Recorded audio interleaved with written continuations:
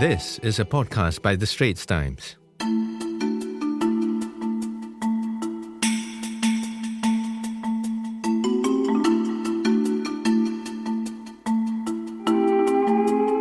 Professor Lily Kong has many accolades to her name. She's president of the Singapore Management University since 2019, the first Singaporean to lead SMU, and also the first woman to lead any university here in Singapore. Inducted into the Singapore Women's Hall of Fame in 2022, she's also seen some formidable challenges to universities since taking over the helm, including the impact of a generation-defining COVID-19 pandemic on education and employability.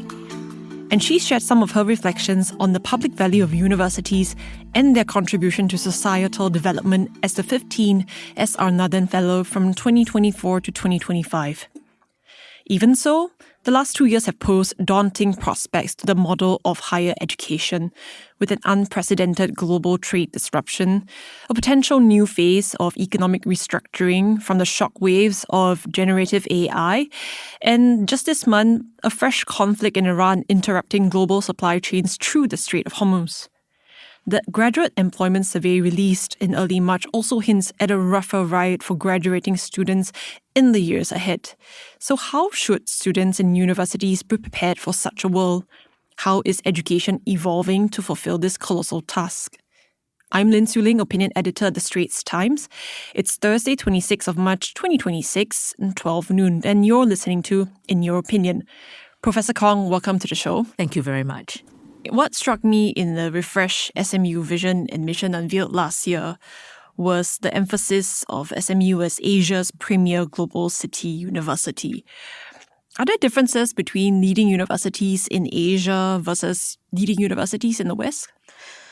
I think universities must reflect, and do, for the most part, reflect something of the society in which they reside. Universities must and mostly do respond to societal needs. So in the early days when the first universities were established, think Bologna, and then a couple of decades later, Oxford and so forth, a lot of them were established in response to religious imperatives and needs in society. And so they were developed in particular ways. In the Second World War period in the United States, universities in US were called upon to undertake research that would fulfill national needs in the face of a global war, a world war. And so today, the same is true. Whether we're Western, Eastern, North, South, universities that are worth their salt, in my view, are responding to the needs of society. And because the East and West are different, the North and South have different needs, the universities must have some differences. And this is one of my pet peeves, where if we all try to gravitate towards one model, then we're actually not being necessarily responsible to the needs of our society. I see where you're going with this, but I'm wondering whether, now that you've talked about East versus West as well, and just to bring that in, do you think we're more like Tsinghua than Harvard, for example? No. I really would hesitate to essentialize that there is such a thing as a US university and such a thing as a Chinese university or China university. Because if you think about the US system, there's a vast array of different types of universities. There's the R1 university, the research university, that is really after research. And in many of such places, you will find that actually, it's the graduate students who are doing the teaching in the classroom and so forth, right? So there's that sort of university. Then there are the liberal arts colleges, right? And the community colleges, and they have different remits, different characters. Arguably, Tsinghua and Harvard are more alike than, say, a South China Normal University and Tsinghua, if you see what I mean. So the difference is not so much by geography, the difference is by category, I think. And you also talked about how the university must be suited to the context of its time and the national priorities of that time. So how do you think the objectives of a Singapore university today differs from, say, 20 years ago when SMU was founded? I would actually go a little bit further back If you think about the history of higher education in Singapore, it started off as a medical college, then Raffles College came into play, and you had that very strong professional need, and then you had the broad-based learning. And it was only in the 1960s that engineering came on the scene. A faculty of engineering was established at the then University of Singapore. And that reflects how society is evolving, right? What the needs of society were at a particular point in time. And when engineering came on board, it was at a time when nation building meant urban redevelopment. It meant the need for civil engineers, mechanical engineers, and so forth. And then as you see higher education evolve in Singapore, you then later had the sort of broad-based education creep in a little bit more, right? With general education being introduced and so forth. And that was a recognition of the need for students and graduates not to be so deep in only one discipline and have really little knowledge or inkling of anything else in the world. So as society evolves, things change. When SMU was established in the year 2000, the universities we had in Singapore were very much after the British tradition. A single major, depth, hardly any breadth as such. And SMU was established at the point in time to be different and to introduce the breadth. And I think actually, I wasn't involved then, so it is not self-congratulatory as such. But at that point in time, I think it was forward-looking because it anticipated a world where you need people to be able to make connections across different domains of knowledge and not just a single major with great depth. It was also forward-looking in insisting that every student must have at least one internship. And in that sense, it looked forward to a world where a graduate is not just really well-versed with a discipline, but has had some experience and exposure to the real world. But just trying to bring that to what it actually looks like on the ground realistically, I know you've argued so many times for holistic development of students, and it's not just a broad-based education, it's also that learning happens outside of the classroom, as well as through mentorship, community engagement. But for a student who's juggling university, part-time work, and maybe even family commitments from less advantaged backgrounds, what can that sort of holistic development realistically look like? So this is something I care about greatly, and we've established a Student Success Center at SMU for a few years now.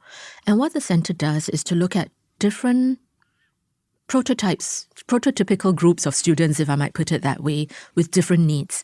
So there is the student who is a first-generation college goer. Nobody in the family has been to university before, nobody to advise, nobody to guide.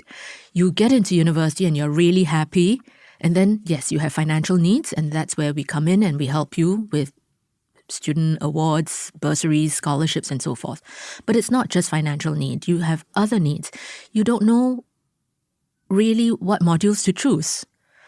We often look around us and we think of the professions that we want to get into because they are the only ones we see.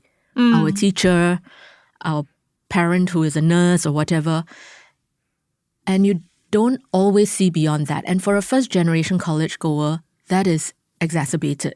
That experience is exacerbated. So what we try and do is to develop programs for different categories of students with different needs. So that is one category. The international student who has left their country for the first time, navigating a different culture, a different institution, a different country, they have different needs. Still another category of students might be those who come from, say, the Polytechnic with a really good Polytechnic education, but looking very different from the sort of education you might get at university. How do they adapt and adjust? So that whole person development, that holistic development can actually mean different things for different backgrounds and experiences.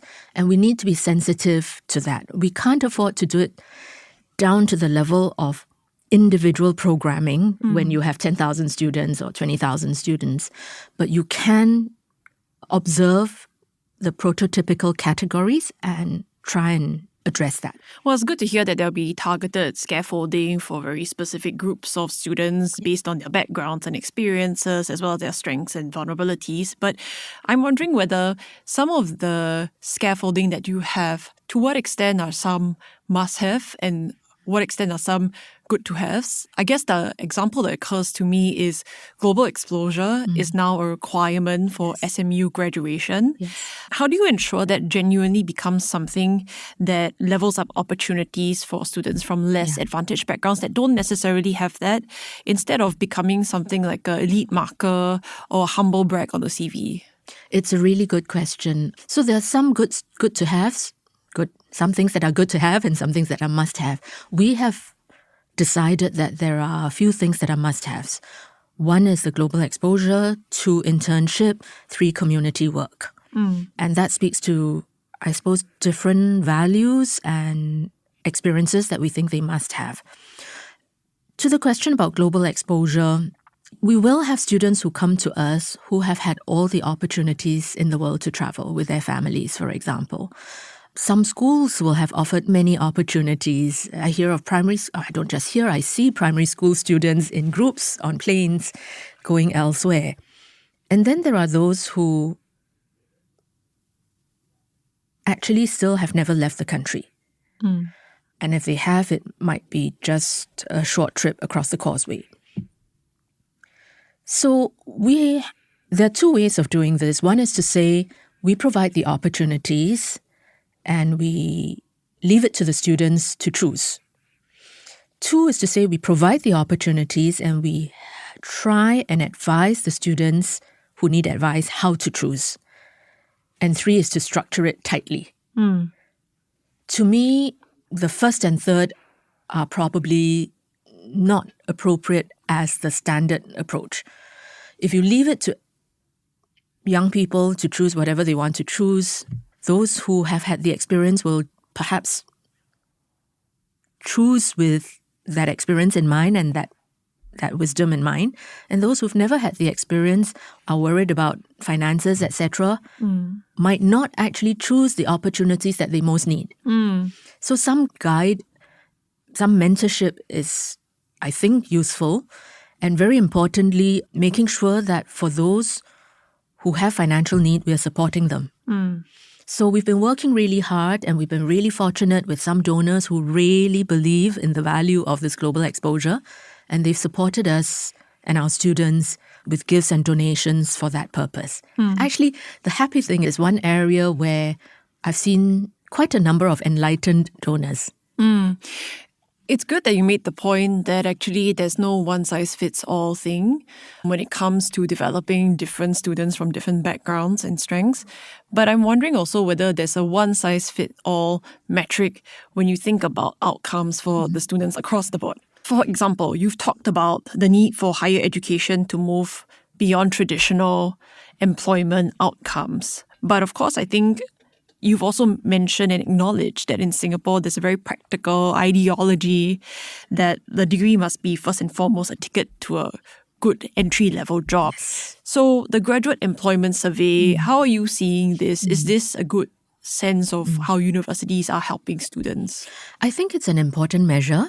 I think that if universities are going to graduate students to unemployment very soon, very quickly, we will lose the trust of the public.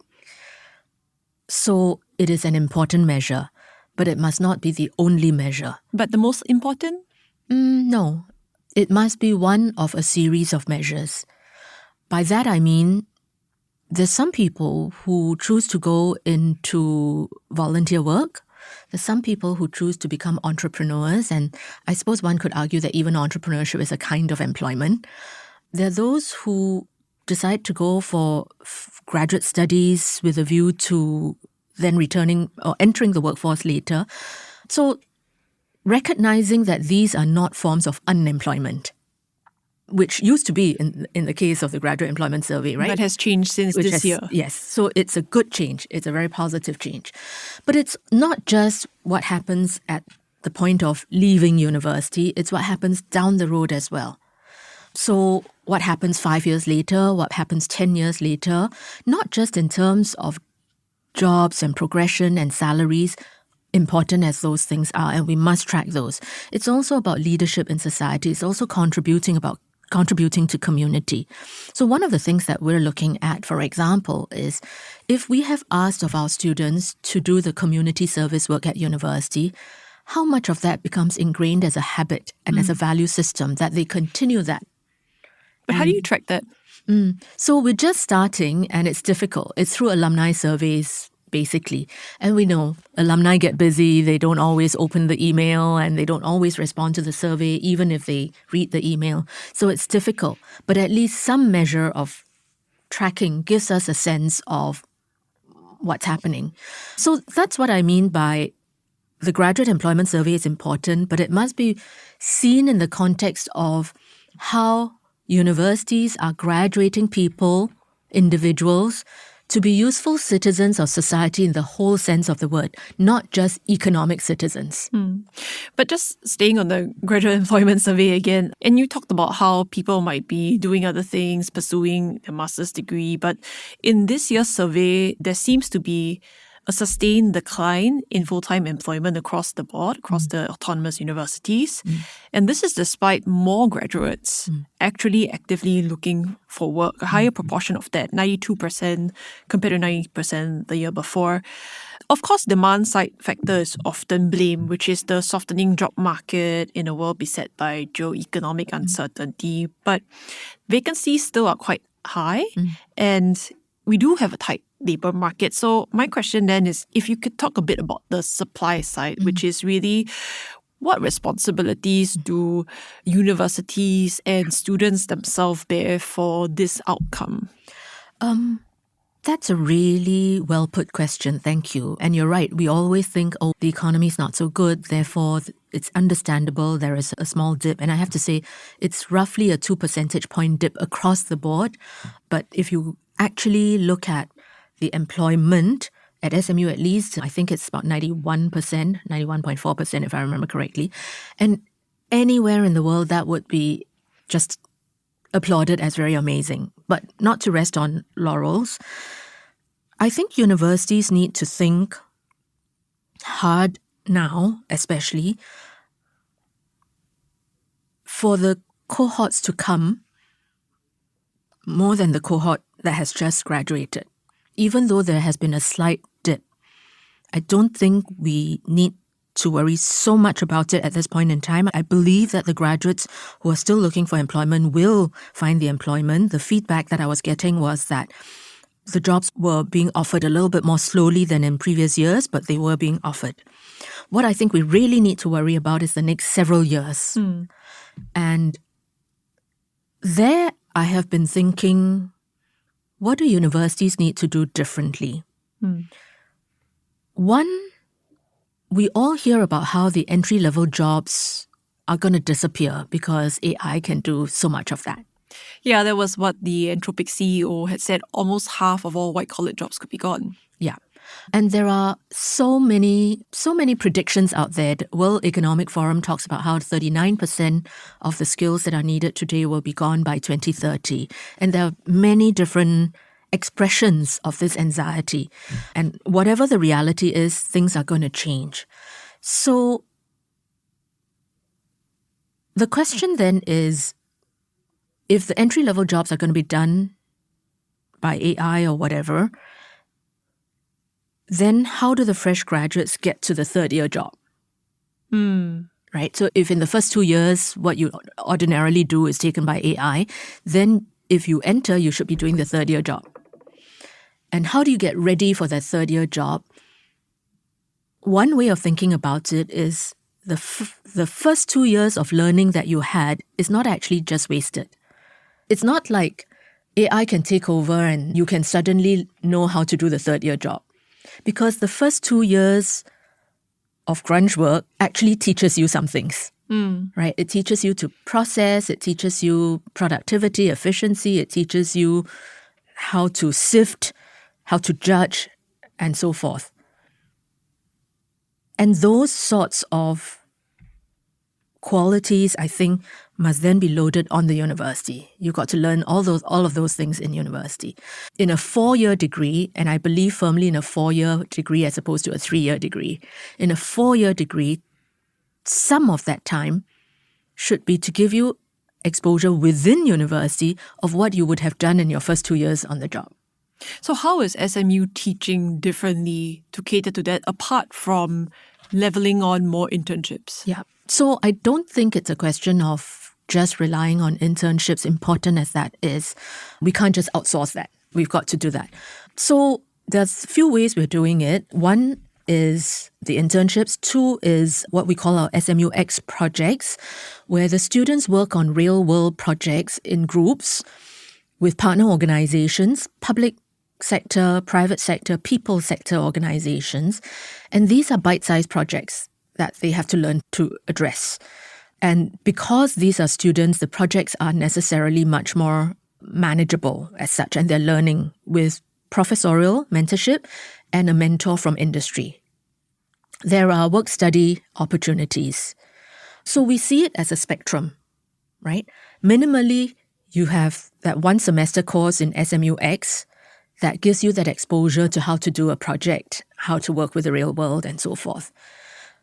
More extensively, it could be a semester-long internship.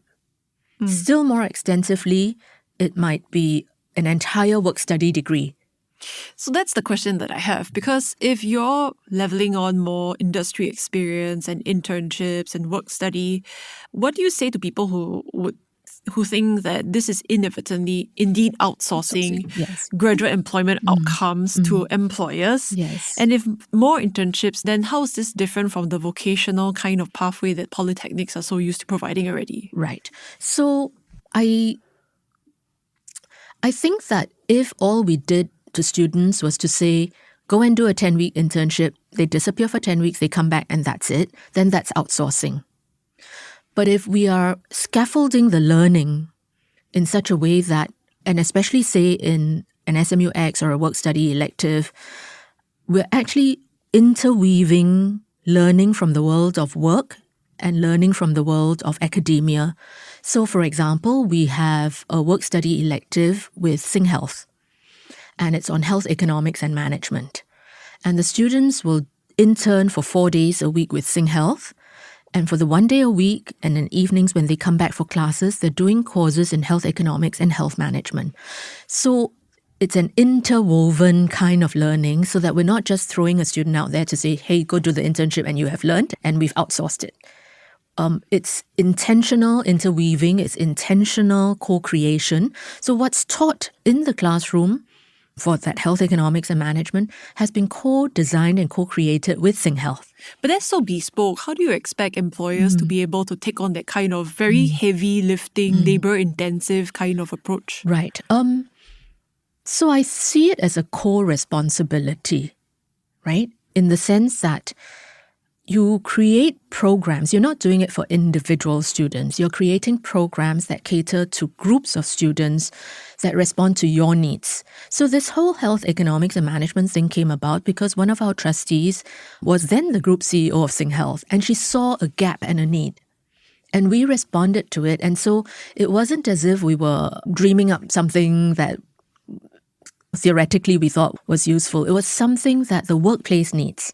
So they identify a need, we respond with co-creating a program and co-delivering a program. And so it's a joint responsibility as such.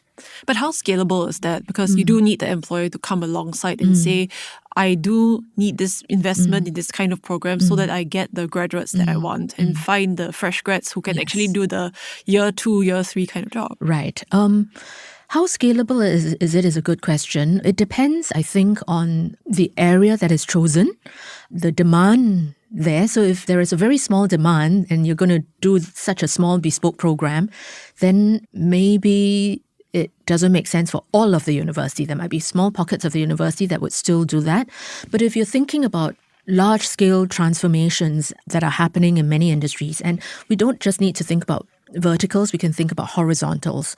For example, if you're thinking something in data analytics, that can cut across many industries. Your program might be co-designed and co-delivered with one particular company, but the skills that are learned and the program that is designed can be scaled to other industries or other companies in the same industry. So thinking in terms of horizontals and not just verticals can help to make it much more scalable. Just going back to something you had said previously also, I'm trying to reconcile how this approach that is very industry focused squares off with your idea in the past where you've pushed cross-disciplinary programs like the computing and law, politics, law, and economics. Are we seeing better outcomes? How do we know that this helps the graduates get those jobs, especially because a lot of the employment outcomes still seem better for the very specialized degree programs like accountancy or computer science? Right. So those programs are relatively new, especially computing and law. So we're not necessarily seeing the outcomes yet because the first graduates are just out there. Politics, law, and economics has been around for longer. But you also see the difference between those two programs. One is more professionally oriented and one is more broad-based learning as such. The outcomes are good in terms of employment. No issues. They're no worse and arguably a little bit better. Why? I think first of all, because the numbers are relatively limited, very good students. Also because they are, by nature of PLE, is quite broad-based and they can go into many industries and many different types of work. And in fact, yes, they have been absorbed into many different walks of life as such. The challenge is when it's more professionally oriented, still interdisciplinary, and students want to stay in the lane, so to speak. And actually, a second pet peeve of mine is we sometimes worry about what we call leakage, as in you studied discipline A and you didn't go into job A. Yeah, the engineers who don't want to be engineers. Right.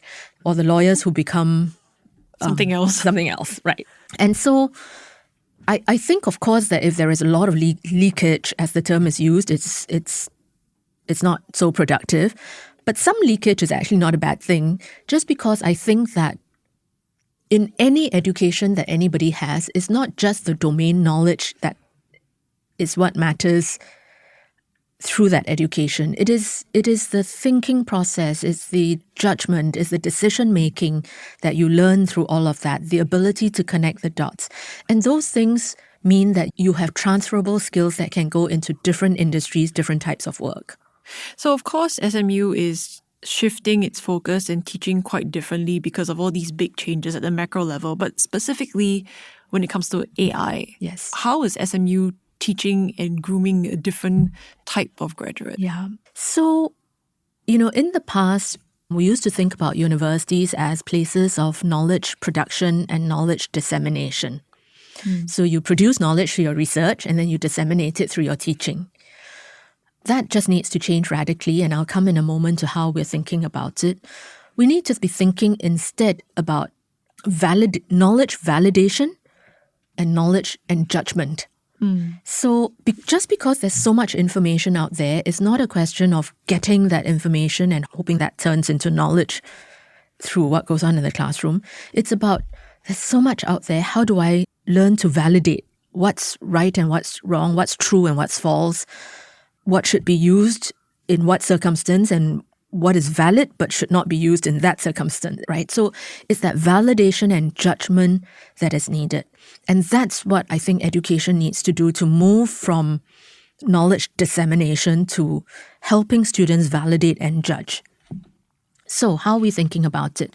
I actually think MOE has done a really nice job of pithily summarizing it. Let me see if I can get this right. It's about learning about AI, learning to use AI, learning with AI, and learning beyond AI. And I actually applaud how it's been pithily captured.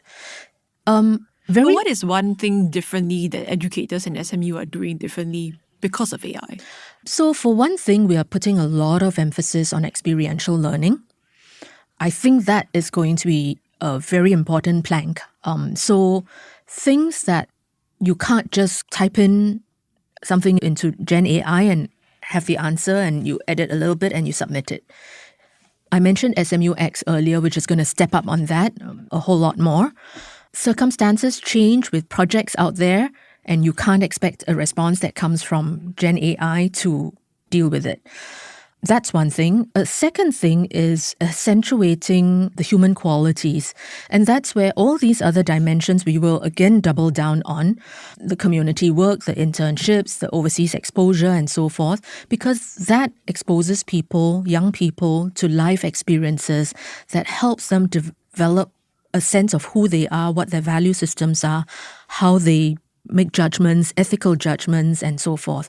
So, in brief, the experiential learning and the core curricula are going to be really important.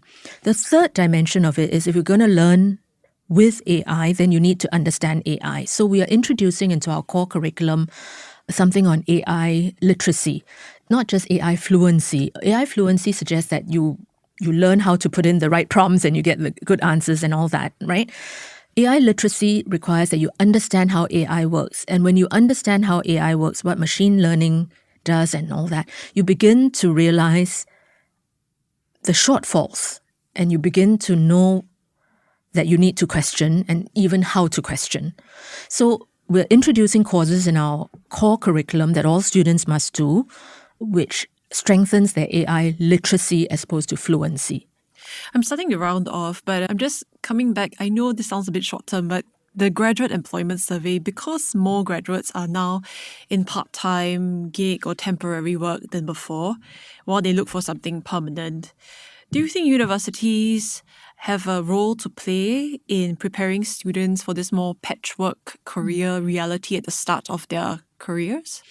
Absolutely. So I think we have career coaches for every single student on campus. And one of the things that I would really like to see more of is these conversations. It's not just, career coaching is not just about producing the perfect CV and how to ace an interview. It's really understanding the nature of workplace and work design changes and being prepared to pivot in different ways.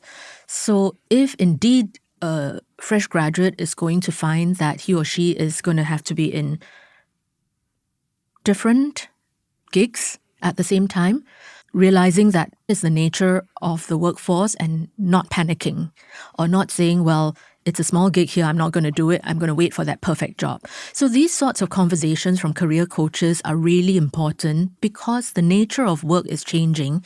And if we're still holding on to the old notion of I graduate, I get that full-time first job, dream job, then you're going to get more unemployment. Well, thank you very much, Professor Kong. And there you have it. That was Professor Lily Kong, President of the Singapore Management University. You can email us your thoughts on this issue and find our podcasts, opinion columns and stories on thestraitstimes.com. This has been In Your Opinion. This episode is edited by Hadi Rahim, and I'm Lin Suling, Opinion Editor, signing off. Send your feedback to podcast@sph.com.sg. Find us on Apple Podcasts, Spotify, or within our Straits Times app. Thanks for listening.